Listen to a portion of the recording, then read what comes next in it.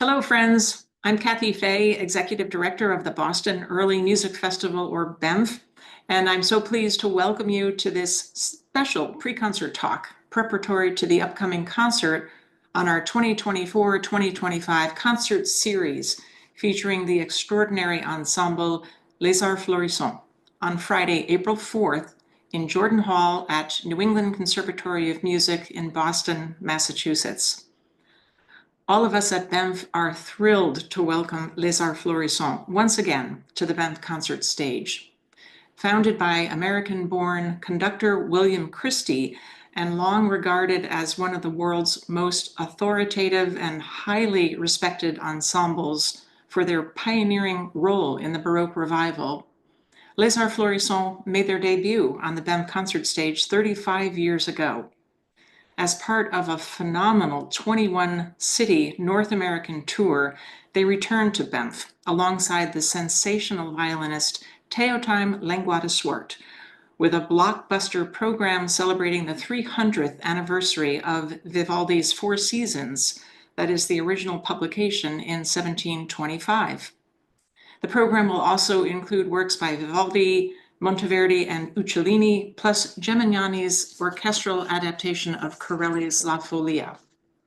For those wishing to attend our Friday evening, April 4th concert by Les Arts Florissants, tickets are still available and can be purchased online by visiting the BEMF website at bemf.org or by calling the BEMF office at 617-661-1812. For those unable to attend our in-person performance on April 4th, virtual tickets are on sale as well. Our virtual presentation premieres on Friday, April 18th, and will be available for a 2-week period through and including Friday, May 2nd, 2025. I should also mention that if you'd like to learn more about our upcoming performance by Les Arts Florissants, you'll find the concert program, wonderful program notes, and more on the BEMF website, again, bemf.org. Our usual pre-concert talk format is to offer a live discussion with a member or members of the ensemble. But for this pre-concert talk, we're offering a video of violinist Théotime Langlois de Swarte sharing more about this program, and in particular, how Vivaldi's Four Seasons has shaped his musical career.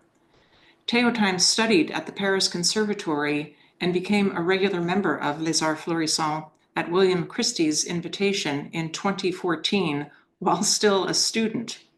He is rapidly emerging as a much sought-after violin soloist, chamber musician, recitalist, and conductor, and I know you'll enjoy what he has to share. One final point before I sign off, and that is a reminder that the amazing violinist Théotime Langlois de Swarte will return to the BEMF concert stage on Thursday, June 12th, 2025, one of the many outstanding concerts presented during our upcoming Boston Early Music Festival.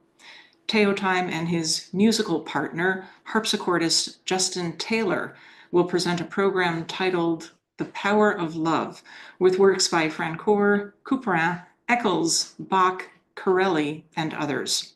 For more information about this concert or other events taking place during our festival, please visit the website again, bemf.org. Thanks to all of you for watching this pre-concert talk. I look forward to seeing you at the concert on Friday, April 4th. And here is Théotime Langlois de Swarte. Hello, I'm Théotime Langlois de Swarte, a French Baroque violinist, and I'm very happy in 2025, in April and March, to tour with the great orchestra Les Arts Florissants. This Baroque orchestra means so much to me because I began to play as a professional player with them as a part of the orchestra, and now I will be soloists and I will bring them to a lot of different cities in America, and we will enjoy and discover this great country while playing this masterpiece of Vivaldi, The Four Seasons. This cycle of concerto was written by Antonio Vivaldi and published in 1725, so it's why now 300 years after we celebrate this birthday, and it's a very important work for the solo violin. The solo violin is somehow the narrator and tells the story of the change of nature between every seasons.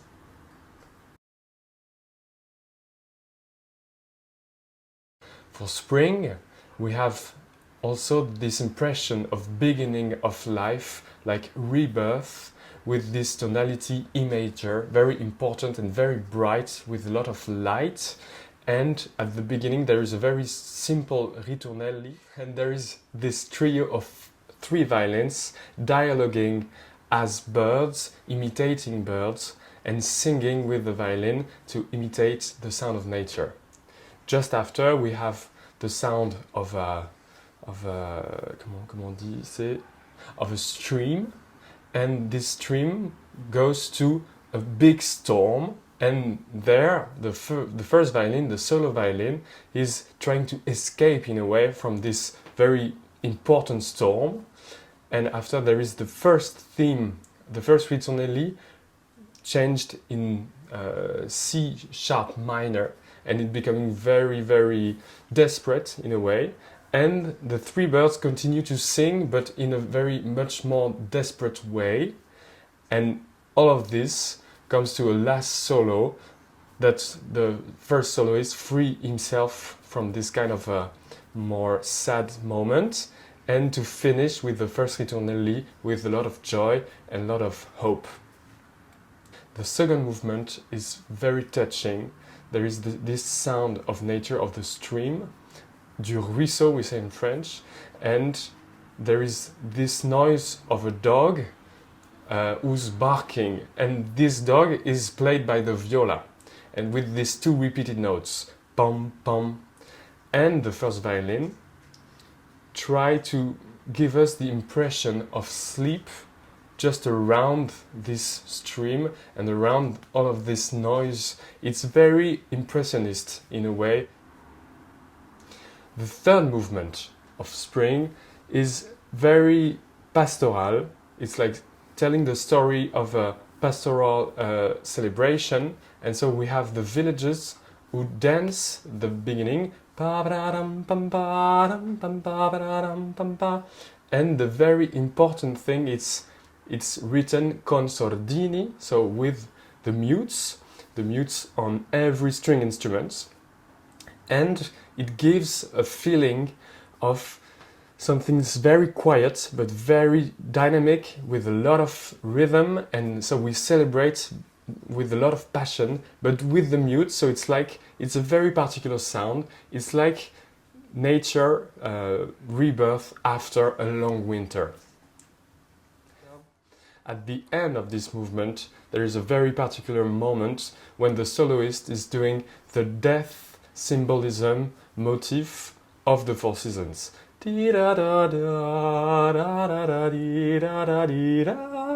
It's very, very, very emotional and very theatrical, and so it's a very important moment.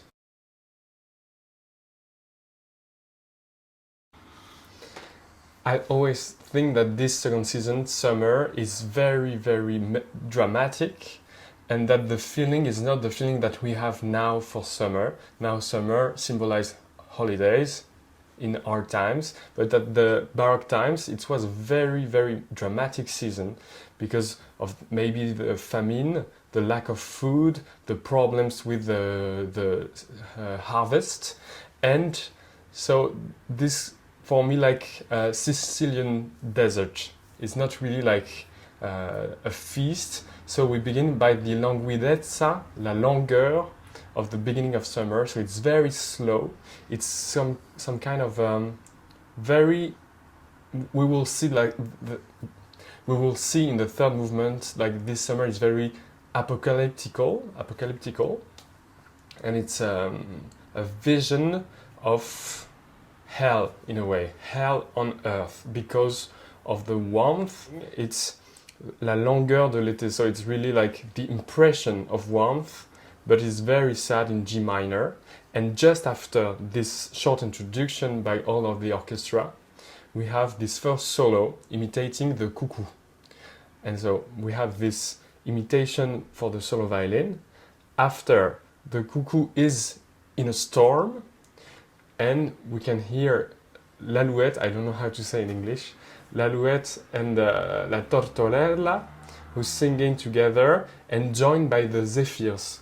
The zephyrs are winds, and we know that zephyr was a term employed also in mythology, in Greek mythology and Latin mythology. In every Baroque opera, there is always zephyr who's arriving with a storm and arriving with complications. So the zephyrs joins together in a massive storm in this first movement, and in this storm, the main character, the villages, is crying because he lost all of his harvest, and is very sad because all of the work done in 1 year was completely erased by this storm. So there is this painful moment, very dramatic, and in the basso continuo we can hear a chromatism bass, so da da dee, dee, who's really symbolizing death, symbolizing loss, and it's very dramatic. In the second movement, the main character of the first movement, the villager, is disturbed during his sleep by a fly, by mosquitoes, and by the storm who's coming back again. So there is this beautiful singing line of the solo violin, accompanied by the mosquitoes, bum, ba-dum, ba-dum, and disturbed by the big storm in every end of sentences. The third movement is really a metaphor of apocalypse. There is this kind of Armageddon, very, very dramatic, very violent, and we have all of the violin imitating the sound of the storm, and the solo violin trying to escape himself from this very violent storm.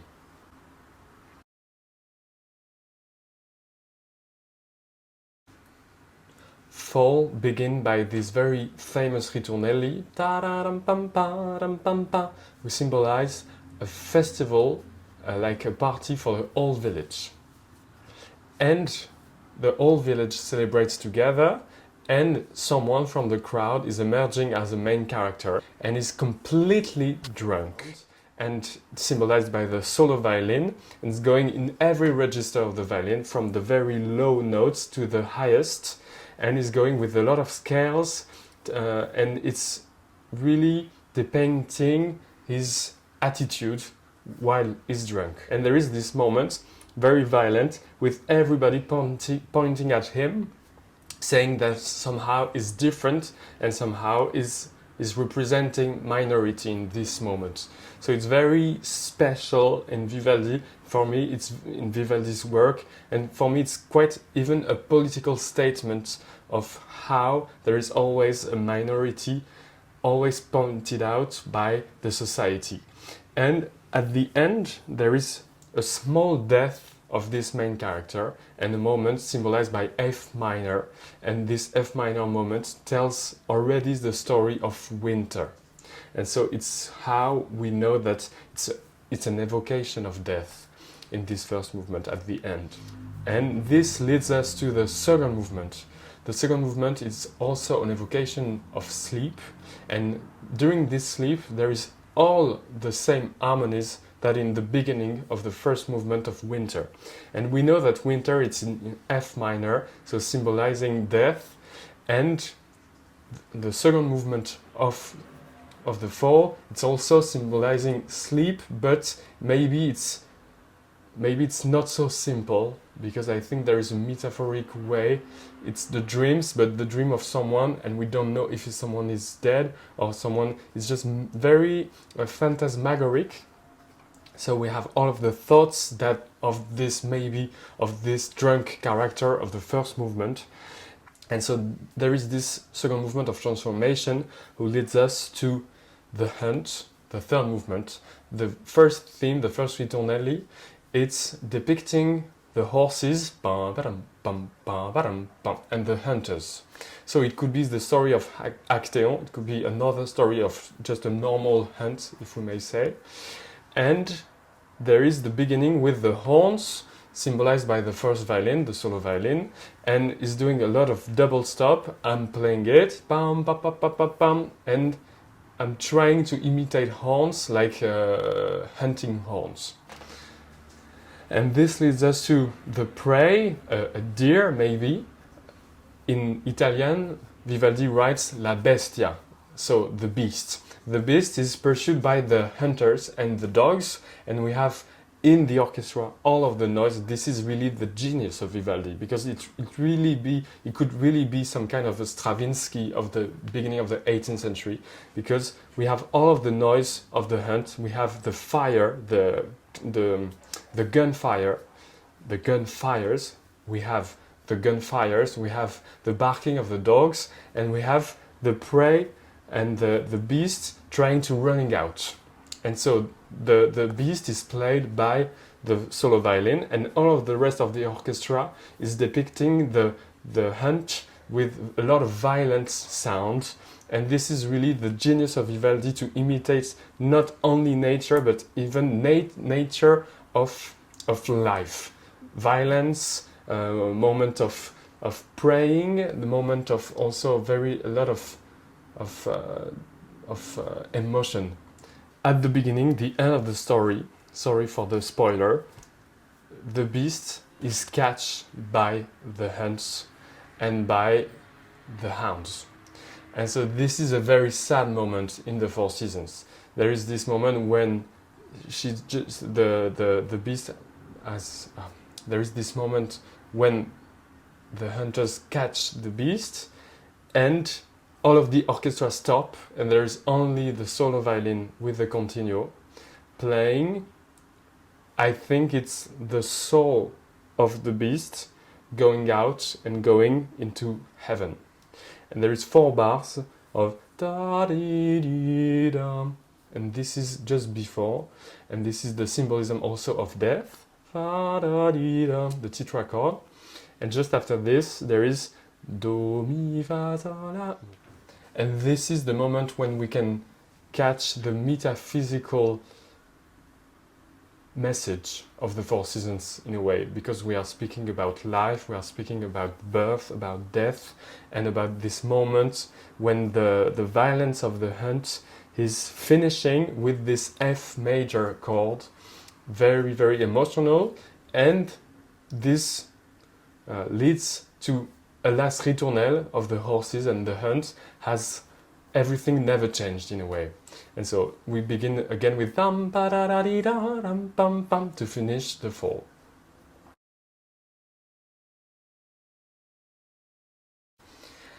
I see in winter, the last season, a dance of death, and it's really symbolized by F minor tonality, and all of this season is very dark, and it's really the night before rebirth, before spring again. I think it was a very, very difficult season for people at the Baroque times. And so this begins with, for me, it's like the Walking Dead in a way, trying to emerge. And there is this first chord, very, very, very, it's a diminished 7. So it's a very powerful chord. And this leads us to the first solo. And the first solo is someone trying to escape. It's the winds, and it's the winds speaking to each other. And I always think of someone trying to escape to death. Just after this first solo, there is this first dance for the whole orchestra. And this is one of the most famous moments in the Four Seasons. And it's really, for me, this dance of death, as maybe Saint-Saëns wrote this Danse Macabre. It's really some people trying to escape from death and dancing together to like hide from death. And there is this moment with only the violins and viola are chattering teeth together because of the cold. And this is one of the most important solo of this first movement. And after the second movement, in the poem written by Vivaldi, it tells the story of someone in his house. You are comfy in your home, and you see the raindrops, and you have the fire with the sound of the fire symbolized by the cello player. In this movement, the second movement, there is also the very important signification of the tonality, because it's in E flat major with 3 flat. So the 3 flat is also symbolizing the relation to God, because it's a tonality to pray and to have a sincere relation with God, because of the 3 symbolism. And so we can see the solo part of the violin really as something very, very beautiful, but also an expression of hope with death. We know that maybe for Vivaldi, in death, that there was this image of paradise and of heaven. And I think it's very important to also have the signification of this movement. It's not only the raindrops near the window. At the beginning of the third movement, there is this moment where the basso continuo is doing the only F note as an accompaniment, and on this, the solo violin is imitating the ice skating in a way. And it's also about searching yourself, searching maybe the signification of life, and this goes to a moment with the whole orchestra, and it's becoming to be someone who's running. Just after, the ice is broken, and this leads us to one of the most touching moments of the Four Seasons, a moment where Vivaldi took the same ritornelli that in the beginning of summer and changed it in major to have this very hope moment, this moment where we have the impression that everything is going to be okay in a way. And the last solo is very ambiguous, because Vivaldi says something like, and this is the joy of winter. But the joy of winter finishing with F minor chords with a storm. So it's really telling 2 different stories in a way. I think it's finishing this cycle in a very tragic manner, but in the message of Vivaldi, even in the darker times, there is always hope and always return to spring.